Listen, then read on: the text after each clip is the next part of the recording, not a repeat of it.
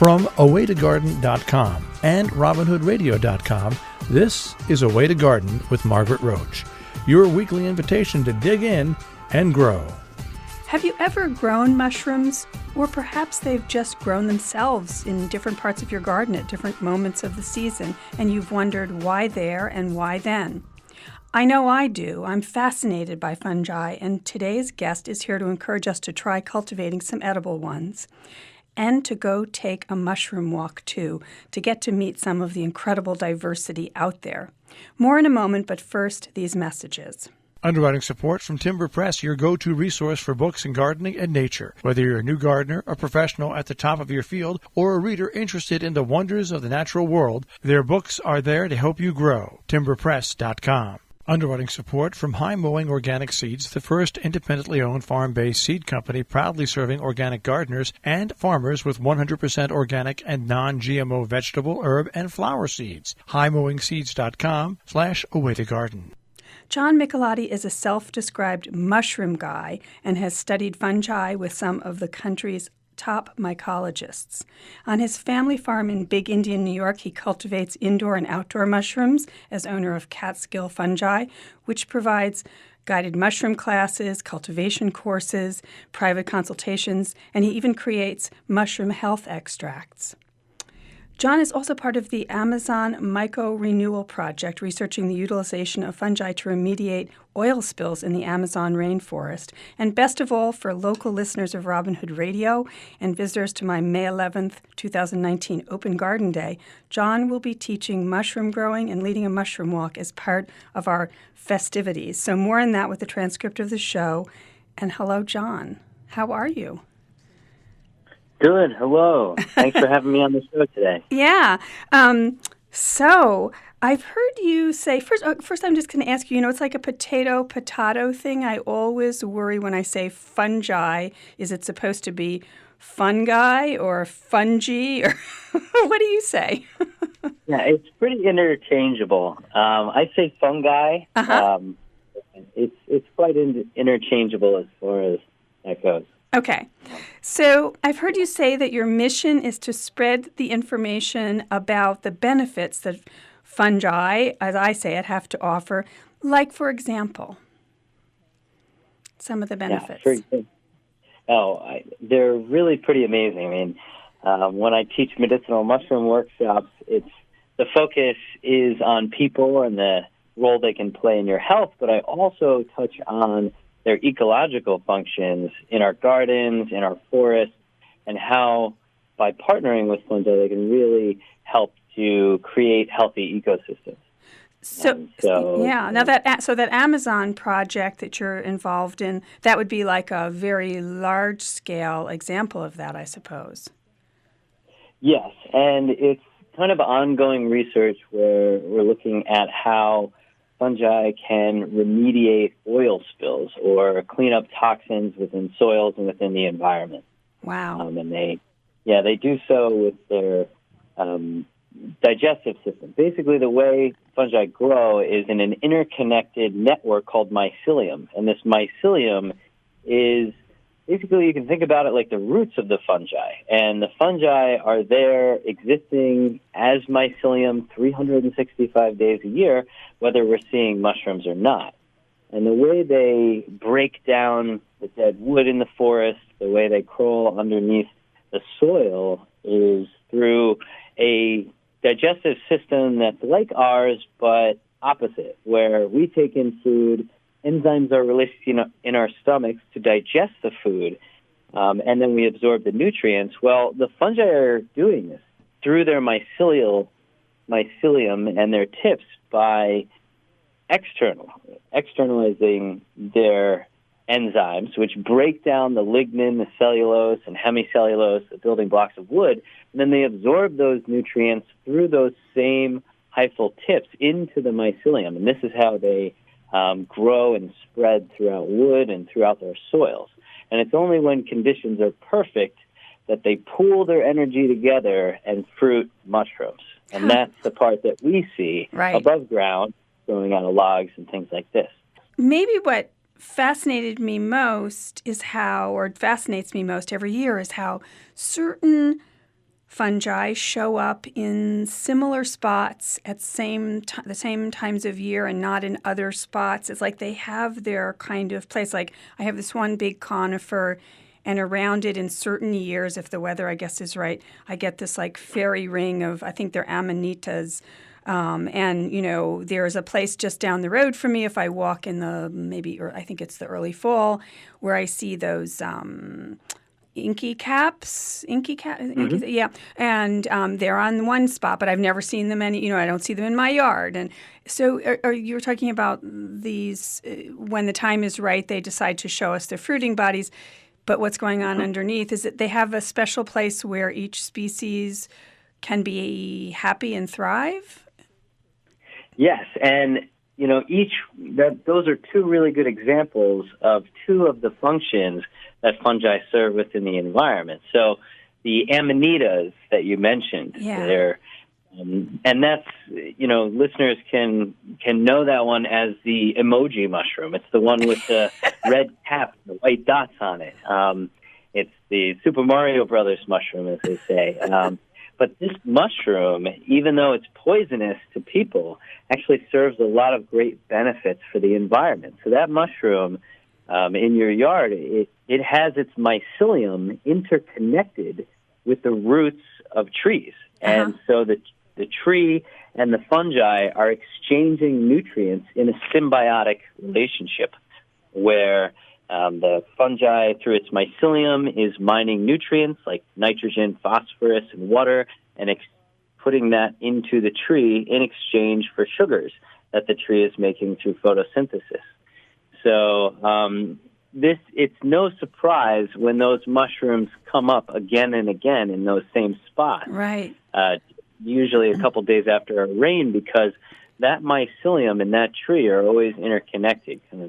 I see. And then and then some of the other mushrooms, the coprinus, people may have seen, they're called Inky Caps as well. Yes. And they kind of they deliquesce until a black mush that was actually utilized for quills and pens, 100 years ago. But these mushrooms are generally there and sometimes next to compost, because they are tertiary decomposers. So they're breaking down things that have been broken down already.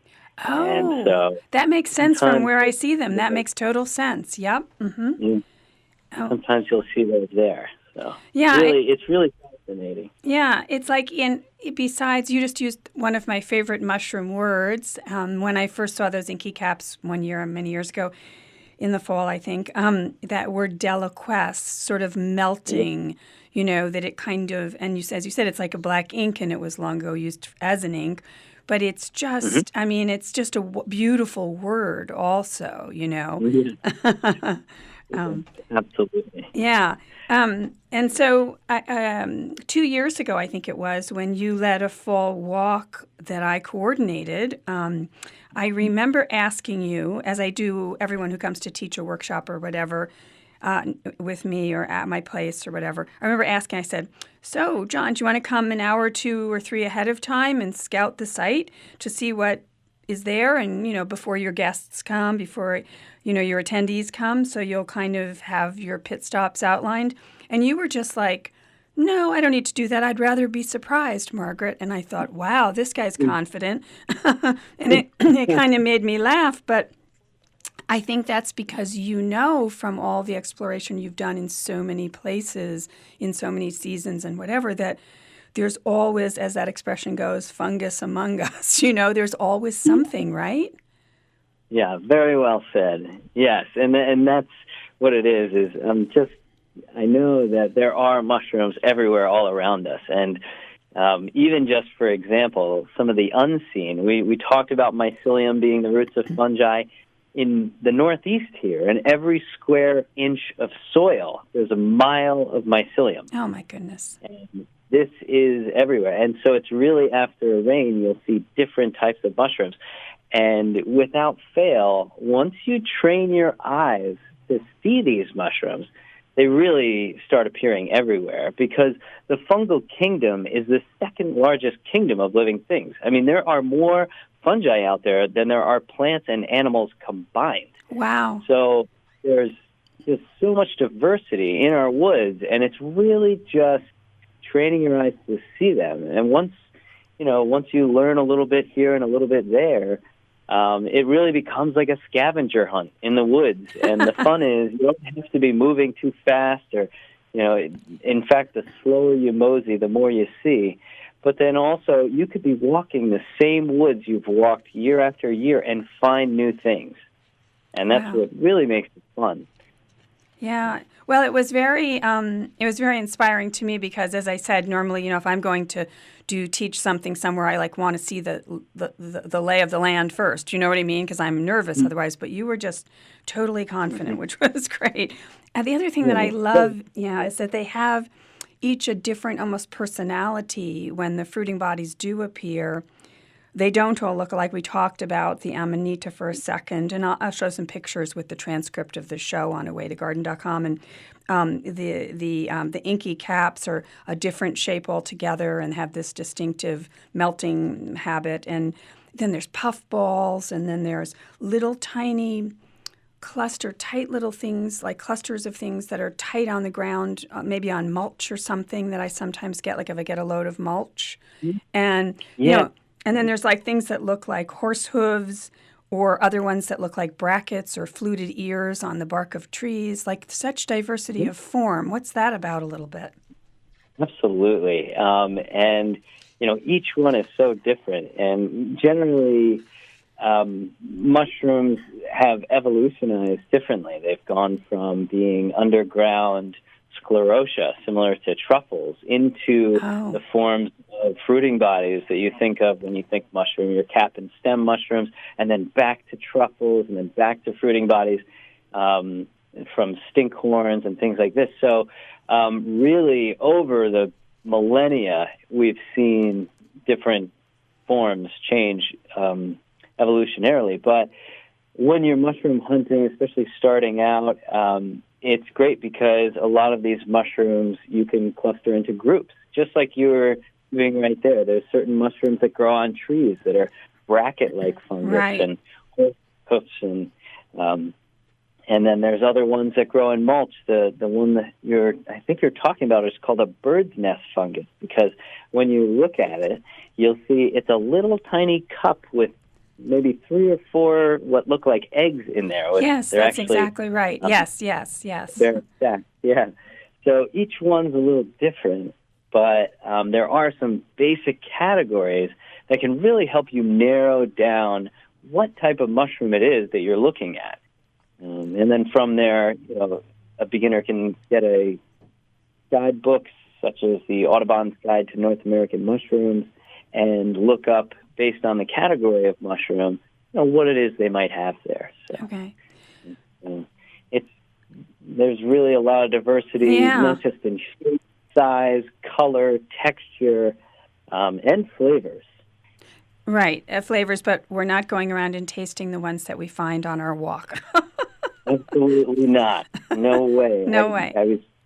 I just got a call from a local environmental group, and they were saying, hey, we have a lot of people that ask about different types of mushrooms, and being part of the Mid-Hudson Mycological Association, I also get a lot of questions like this, and it's true, we do have deadly poisonous mushrooms in our woods here, so you do have to know what you're doing, and there's no easy way to do it. You have to identify your mushrooms to species.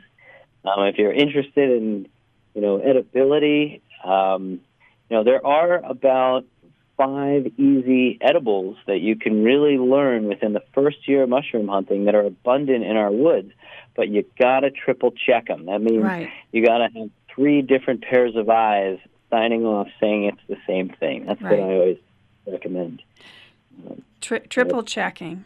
Well, I until I met you, I'd never grown a single mushroom intentionally. As I said, they're all over the place in the garden. And since I've met you, thanks to your confidence and how you told me to they're everywhere, go ahead and just keep, slow down and look more carefully.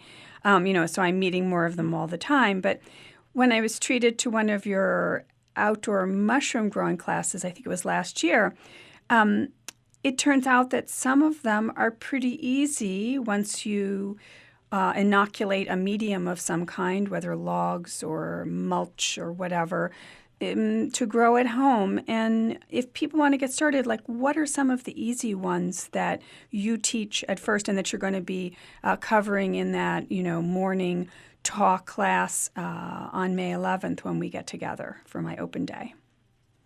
Yeah, actually, I'm really excited that you brought the May 11th up, because the main mushrooms, some of the easiest mushrooms to grow and incorporate within your garden, are the ones we're going to be covering then. Okay. And that means we're going to be talking about how to grow shiitakes on logs. So certainly if people have sugar maples or oaks, we can harvest some of these logs using forest management plan, of course.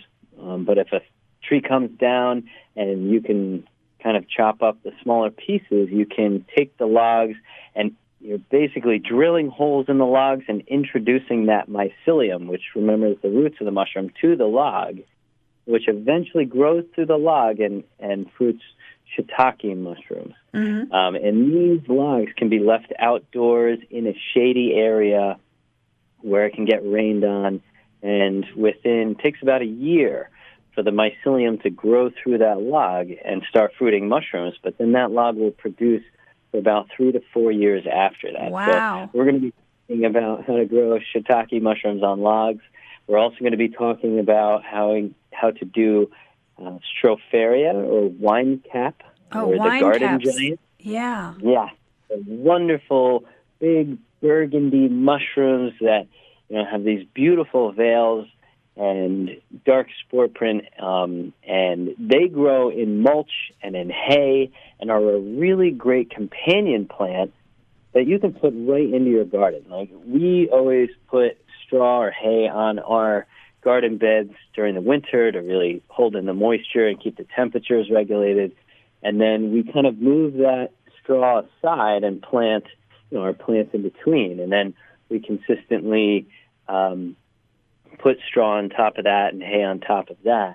And then we have raised beds in our garden. Yes. And in between our raised beds, we have mulch. And what's great about the stropharia mycelium is that you can introduce it both to the hay and straw and the mulch. And it will run through the mulch, and it's really great for the straw, too. It helps break down the straw and create healthy soil for your plants, but it also attracts beneficial insects. It's really healthy for all different forms of nematodes and bacteria within your soils as well. So it really helps to add to the ecosystem within your garden and cultivate healthy soil. So it provides a really delicious mushroom. So really a very easy one to grow. Now, you said spore prints. Now, that's another phrase, not a single word, but phrase having to do with mushrooms. Spore prints. Mm-hmm. Can you explain that quickly, like what spore prints are? Yeah, spore prints are great. It's every mushroom, and you can think of the mushroom as the fruiting body of a fungi, similar to an apple on an apple tree, where the apple is there to produce seeds, to grow more apple trees, right? Well, the mushroom is there to make spores, and spores are the seeds of the fungi, and they're microscopic, and they get released from the cap of the mushroom. If you take that typical-looking mushroom with the stem and a cap on top, the spores would be released from the underneath side of that cap, which sometimes has gills in a lot of the grocery store mushrooms and shiitakes and things like this that we buy. Mm-hmm. But if when you find out what color those spores are, since these spores are microscopic, is that you can cut that stem off and put that cap, that top part of that mushroom, on a piece of construction paper or cardboard or a piece of glass, and overnight the spores from that cap will drop onto the paper or cardboard or the glass, and then you can pick up that cap and see what color it is they leave behind. And this is one of the identifying characteristics of fungi. Okay. And so, yeah, taking spore prints can be a lot of fun because you can make a lot of art from them as well. Huh. And cool. yeah, So they leave their fingerprints behind. Right? I love it. Yeah, that's Cool. exactly right. Oh, And it's like an island, too. That's so it's interesting. Really, yeah. So in May 11th, you're also going to, I think, you're going to do in the morning class, you're going to do a hands-on do-it-yourself and then take home your own sort of pre-made kit of an indoor growing type as well, yes? Yes, that's right. We're going to be growing oyster mushrooms on coffee grounds. Okay. Which is a class that I teach for the New York Botanical Gardens and a few other places. And we have a really great time because we're upcycling a waste stream.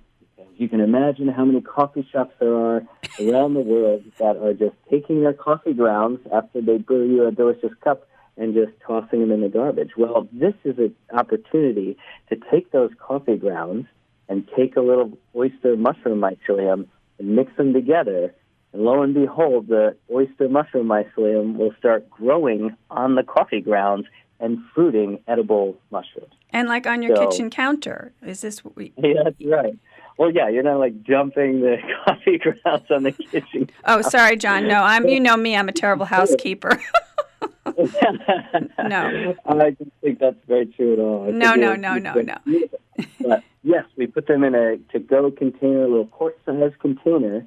You have your coffee grounds and your mycelium, and you can just leave it in your kitchen and mist it every couple days, and you'll see the mycelium run over those coffee grounds and turn those coffee grounds completely white until it's bound them all together in a thick mat before it pools its energy together and fruits a mushroom.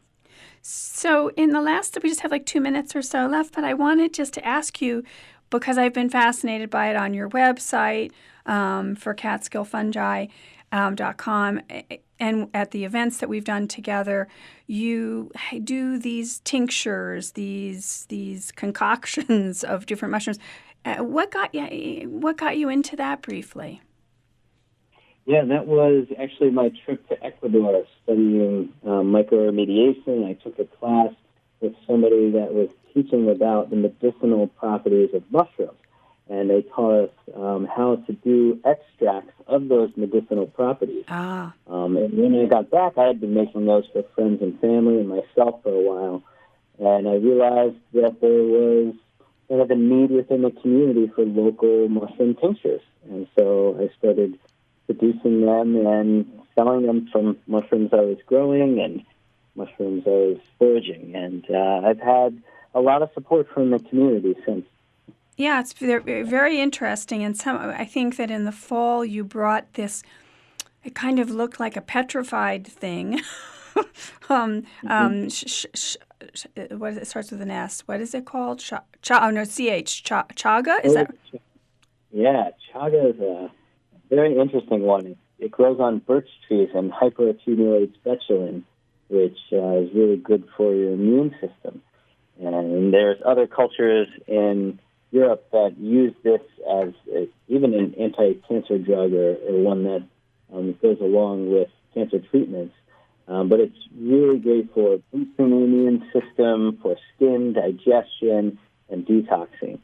So, each mushroom kind of has their own health benefits, similar to some plants, and they're quite fascinating. Everything from modulating blood pressure and the immune system to brain function to blood sugar. It's really right, and they're great, used in traditional medicines in many cultures. Very, very interesting. Well, yeah, that's right. Well, so May 11th, I'm going to see you. We're going to have a class in the morning. We're going to have a mushroom walk in the afternoon. I'll give all the details. Plus, on your website, which I'll give the link to as well with the transcript, you've got lots of things going on elsewhere, some of which you alluded to, like New York Botanical Garden and so forth. So we'll give that information as well. I'm so glad to talk to you, John, and I look forward to seeing you soon. Talk to you soon. Bye-bye. Underwriting support from High Mowing Organic Seeds, the first independently owned farm-based seed company proudly serving organic gardeners and farmers with 100% organic and non-GMO vegetable, herb, and flower seeds. HighMowingSeeds.com/awaytogarden. Underwriting support from Timber Press, your go-to resource for books in gardening and nature. Whether you're a new gardener, a professional at the top of your field, or a reader interested in the wonders of the natural world, their books are there to help you grow. TimberPress.com. Now, don't miss an episode. You can subscribe free to the podcast version on Stitcher or iTunes or Spotify, and find me anytime at awaytogarden.com or on Facebook and Instagram as @awaytogarden. And happy gardening meantime. Away to Garden with Margaret Roach is a joint production of awaytogarden.com and the smallest NPR station in the nation, Robin Hood Radio.